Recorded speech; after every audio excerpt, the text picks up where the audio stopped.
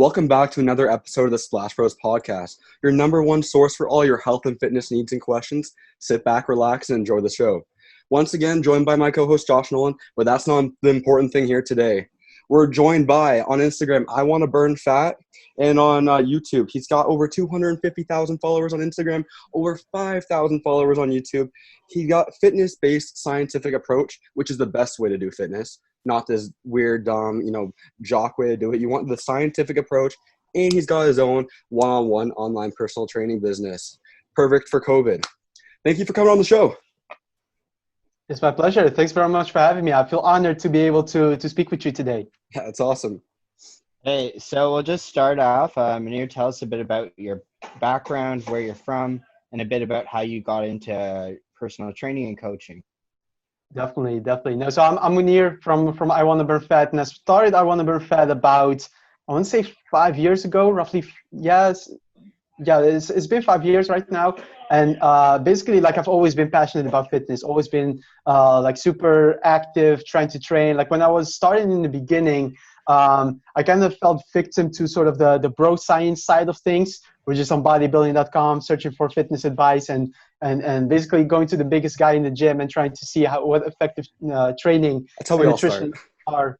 Yeah, definitely. And up to a certain point, it works, right? Like, you get the basics down a little bit, but eventually you feel stuck, and for some reason it just doesn't work anymore. So that's kind of when I started searching more in detail online. I started studying, I was studying business economics, and there I kind of got introduced to the scientific method, of course, in a very different light than just the fitness space. But there I got introduced to the scientific method, and I thought, this seems quite logical. I'm pretty sure there's this applies in health and fitness too. So I started following a lot more evidence-based people. Think about people like Eric Helms, Menno Helsemans. At the time, Alan Aragon, very popular at that time. And I kind of started to just learn more from evidence-based practitioners. And then started kind of myself applying a lot of it and also dabbling into research myself. So then that kind of fueled my interest further, started doing more applied science courses, so applied sports sciences, applied nutritional sciences, and then felt confident enough to start, sending the message online myself as well.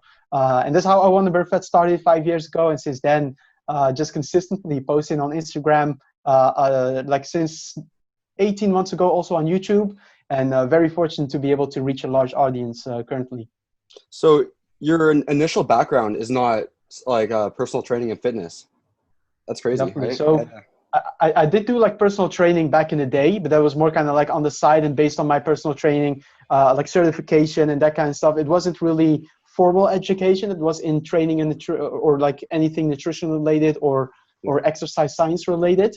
But while studying, I was dabbling into more courses and certifications, which looking back now, we're not that good, just the typical fitness certifications that are out there. I don't think they're very, in terms of quality, they could be a lot better in my opinion. Your weekend courses.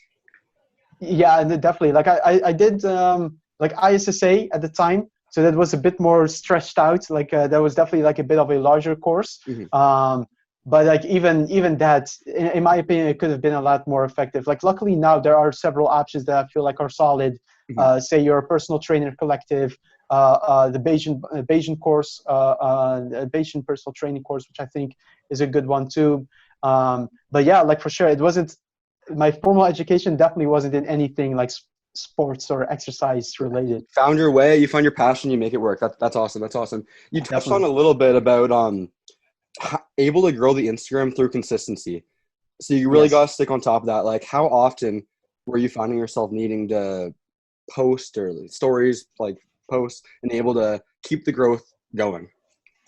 Yeah, that's a great point. And it's really seasonal, or not even seasonal. I would say it's very inconsistent. It's kind of sometimes posts do well, sometimes it's a bit less. And the good thing is that I've always tried to have my focus not on what's the most growth generating post, but what is the most valuable post. What I'm receiving questions, I'm engaging with my audience, what am I seeing, and what am I seeing online by just being an observant and part of the fitness community myself? what do I see that people have as a common struggle? And then based on that, I try to, like, through my content, provide solutions to those problems. And I feel like that mindset, having that in there constantly whenever I try to post something, that's been helpful for the growth. Yeah, if you're doing it like that too, I feel like people are just gonna engage with your post anyway, right? Out of just supply and demand, right? You're giving something that they want. What were you gonna say, Josh? Yeah, talk a little bit how you started coaching online, and did you start with just trying to educate people and then pushed into the coaching, or were you already coaching people and then started putting online content? Kind of how did that come about? Yeah, definitely. So that's a good point. Like, I first started in my own sort of network, training people. So in person, just, family, like relatives, friends, training them, helping them with their fitness. Eventually also doing like in-person training, although that didn't really last too long because that's when I started the online thing and it just took off. So it didn't really start online immediately. It was more in-person training where it was network to kind of train at the studio and then online. And the online aspect, like, that's really something that I prefer, I enjoy. Gives a lot more flexibility to the trainer, so to me, in order for me to also be a content creator while being a trainer. And I also feel like it's a bit more holistic rather than a personal trainer that kind of has an hourly rate. Is able, of course, to provide a good amount of value during the training session and may even provide value through consultations.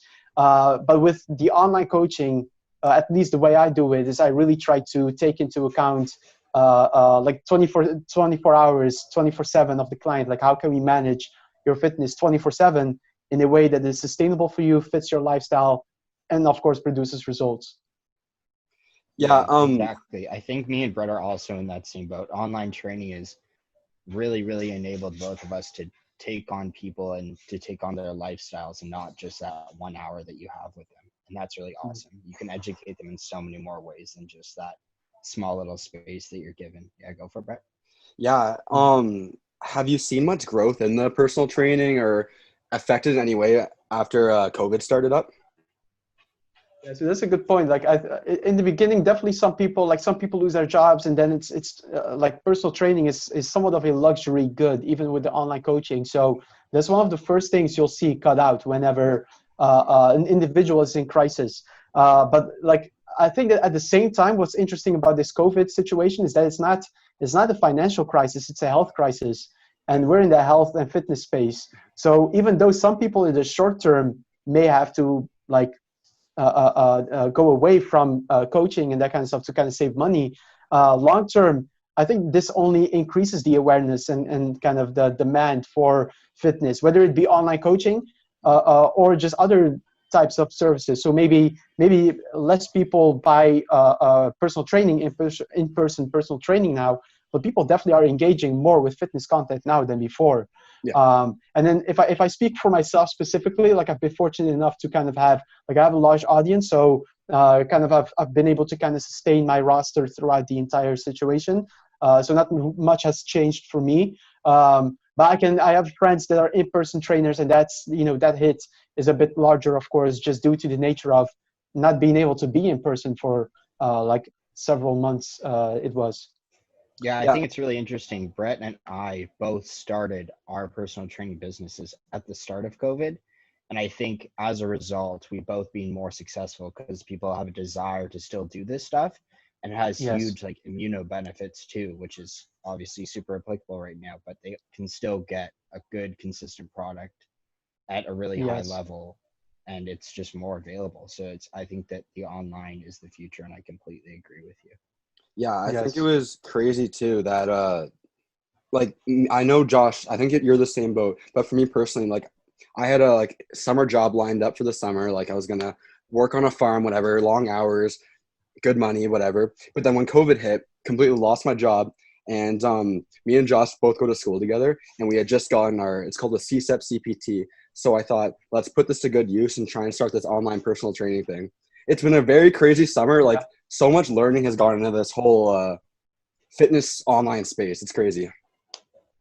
That's fantastic. No, you guys are doing a great job. Like, just seeing that opportunity and not just opportunity, like seeing the chance to kind of help people and like there's a demand that people are wanting to be helped in a certain area, and you're kind of providing that. And I think especially during this time, it's very helpful because we can also just looking at the COVID situation itself, people with good physical health tend to be the ones that are asymptomatic. So that's, I think, we're contributing to positively throughout the entire situation, which is nice. Yeah, and it's a shame too, because like you kind of touched on earlier, like if it's like personal reasons, health, or even like you're too busy in your schedule, the first thing anyone will ever take out of their schedule is fitness, personal training, going to the gym, and they shouldn't be doing that. Like it's super, super important, finding that time to go for a walk, a little bit of exercise. Yeah. It goes a long way, but people always cut it out. Yeah, and perhaps like I think maybe that's changing a little bit.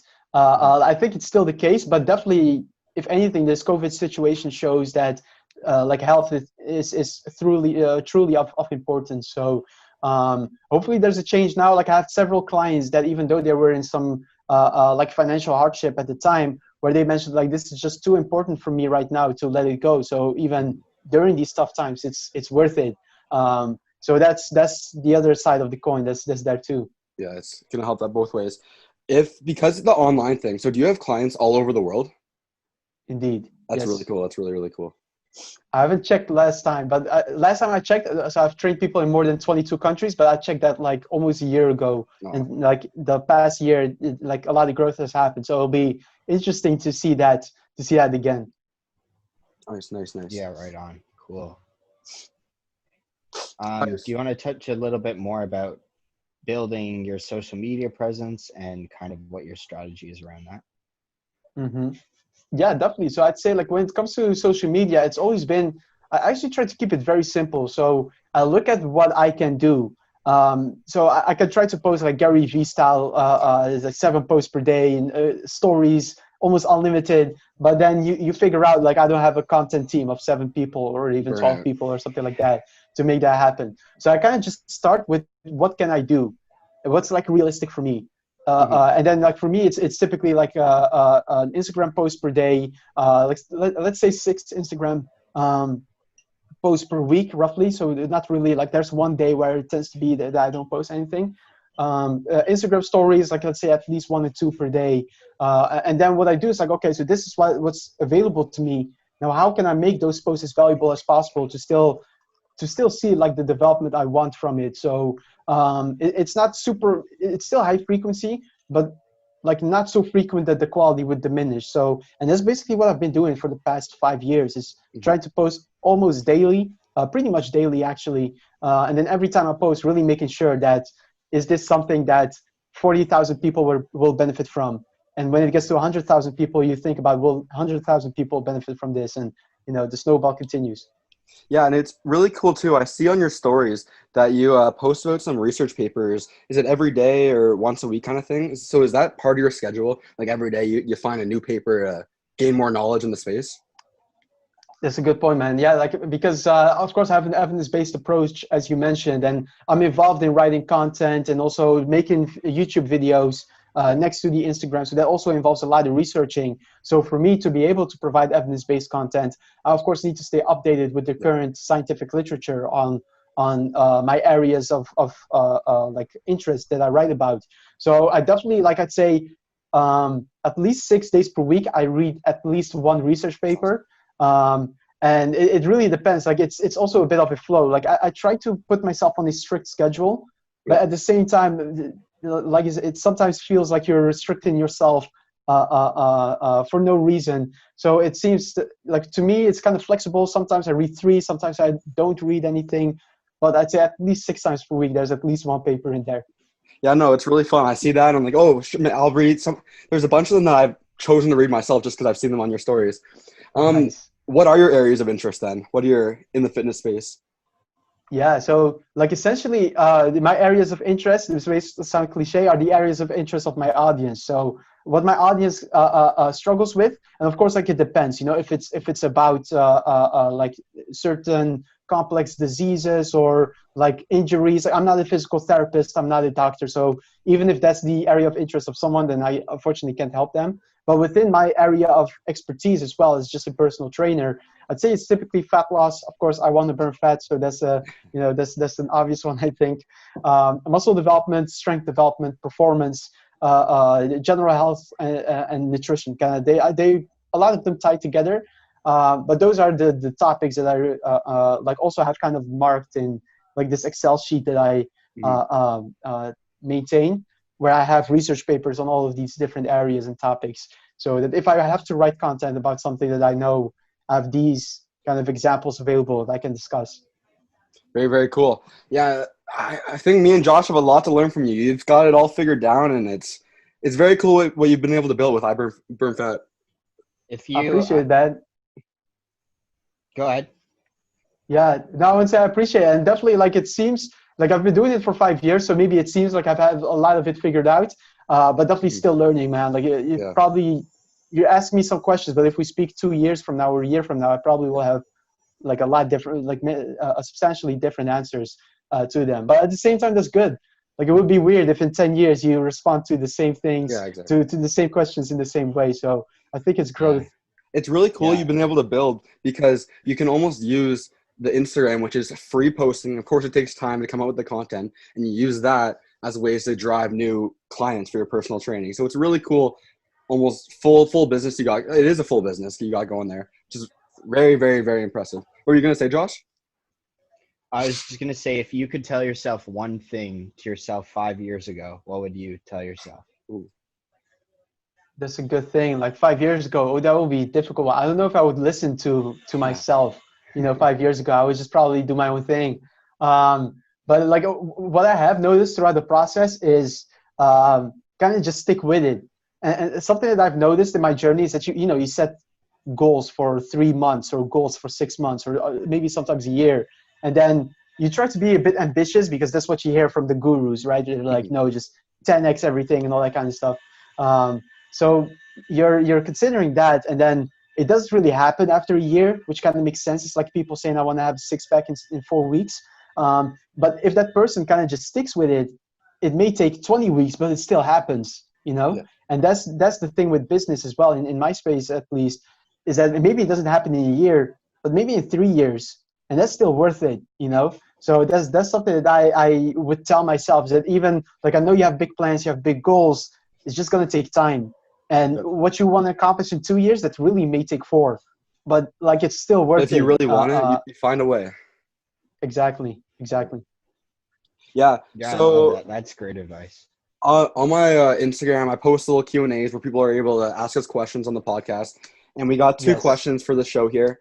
The first one, super basic one. What's your guys' favorite exercise at the moment? It's a good one. Can you go first? I want to have some inspiration. Okay, you go, Josh. Yeah. My favorite exercise right now, well, I have a pull-up bar, so pull-ups is my favorite exercise. And then my next favorite exercise right now is probably push-ups, and like all kinds of variation, like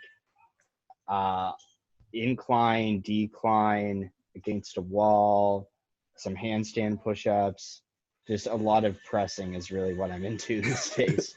Nice. A little bit of pulling on the bar, and then a lot of pressing. No legs? Nice. No legs. What about you? Definitely. Yeah, like, it's funny because I'm gonna look like a real bro, like a typical gym bro. But currently it's the bench press, and that's weird for me because I've never been consistent with the bench press. Like, to me, I've always done dumbbell bench. And when I started training, like, I was a huge push-up freak as well, because I trained at home at first, like this, probably like 8 years ago. I was training at home. So what happened is, push-ups, one of the simplest exercise. Every training session, I did a lot of push-ups. So I was like a 17-year-old kid with no muscle, but just a little bit of triceps and a huge chest, because I did only push-ups, So that's why I didn't really do the bench press much. I focused more on incline bench, overhead press, and just pulling exercises. But since recently, like, luckily I've been able to build up the other muscles now. And I started with the bench again. I was like, okay, so this. I understand now why people, like this movement. For sure, classic. I'm gonna have to go with right now a pegboard. So a little COVID project, built a pegboard, so just super fun to train on. It's probably an arm's length across, and I can almost get it now where I'm able to get all the way through the holes across one way. So I'm not there yet, but I'm almost there, and it's really fun to do. Definitely. Yeah. No, so that's great. That's great. Okay, and then the last question we got here, how often should I work out? Well, I think me and Josh mentioned this every single episode on the show. It all depends on you and like what your needs are and like what your goals are. But you should try and get a minimum of 150 minutes a week of moderate to vigorous physical activity. Like that's your bare minimum. But anything above that is based on what you really want and what your goals are. And we typically recommend 2 to 3 cardio sessions and 2 to 3 resistance training sessions, and kind of based around what you need. Do you have anything extra to add there, Mounir? Pretty straightforward. Yeah. No, it's a nice combination, definitely. Yeah. So I'm totally in agreement. Like it totally depends on someone's needs. Like I have some clients that train twice per week simply because like super busy executives, like if we would do 3 or 4 times per week, it would be 0 because they just feel discouraged. You're not able to kind of reach the plan. Right, exactly. So then we say 2 times per week, and we just have regular walks during your break and all that kind of stuff, and it still works. So, and on the flip side, I have clients that train 7 times per week because they just feel amazing doing it. And that's of course not like super intense German volume training style, workouts every day, but it's still possible to. So it's really dependent on someone's training goals. I'd say probably the most important thing: what can someone sustain? Because say, for instance, 5 workouts per week is deemed as optimal, which, it definitely isn't. It really depends on the situation. But if someone can only train 3 or 4 times per week, it doesn't really matter what optimal is, right? What matters is what can you sustain. Yeah. Consistency is key for anything really in life. So, yeah. Yes. Thank you for coming on here. It was awesome. It's my pleasure. Do you want to take a minute and just shout out your Instagram, your YouTube, all your stuff? You can plug yourself now. Definitely. No, I appreciate it. No, thanks for having me on. It really means a lot, and thank you for the fun conversation. And basically, I am. You can find me on Instagram named iWannaBurnFat, and that's I wanna, not like I want to, but wanna. Threw in some slang in there. So I wanna burn fat on Instagram. I wanna burn fat on YouTube. That's where you can find my content. And of course, I have my online coaching service, but I suggest you first familiarize yourself with my content, and because that's where I give a lot of value, and I think a lot of people, quite frankly, just from my free content would be able to get awesome results. So that's what I suggest they check out. And thanks again. Really, really appreciate it. Josh, where can people find you? soupcanfitness.com, Canada Fitness on Instagram, soupcanfitness on Twitter and Facebook. And the Josh Nolan is my personal one. You can shoot me a message on any of those. Yep. I'm russellmusclefitness.com or Fitness Russell Muscle on Instagram. All the links for all of our stuff will be in the description. Thank you guys so much for watching. Remember to like, comment, subscribe. We'll see you in the next podcast. Peace.